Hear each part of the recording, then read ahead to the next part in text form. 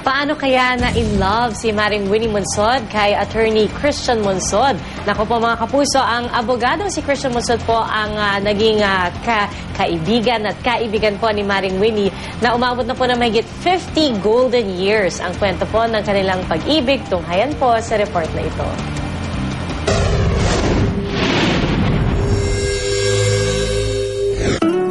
Sila ang classic na halimbawa ng magkaibigan na nagkaibigan. Ang ekonomista at propesor na si Maring Winnie Monsod at ang abogado at former chairman ng COMELEC na si Attorney Christian Monsod, maituturing na power couple.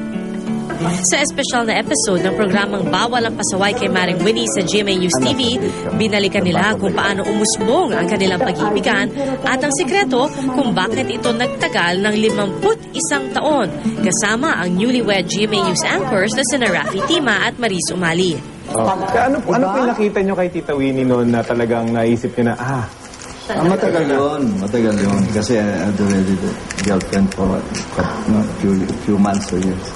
Pero alam ko na she's the one I wanted.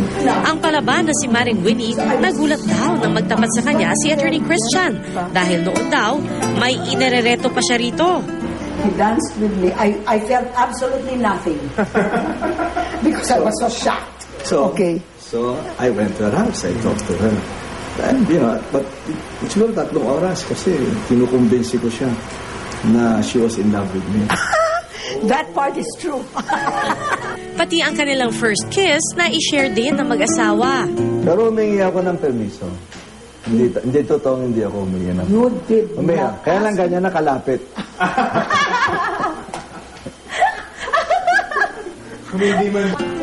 Ano nga kaya ang sikreto sa likod ng 5 dekadang pag-iibigan ng mag-asawang Christian at Winnie Monsod? At ano ang payo nila sa bagong kasal na sina Rafi at Maris Tima? Abangan po yan sa special Valentine's episode ng Bawal ang Pasaway kay Maring Winnie mamayang gabi sa GMA News TV.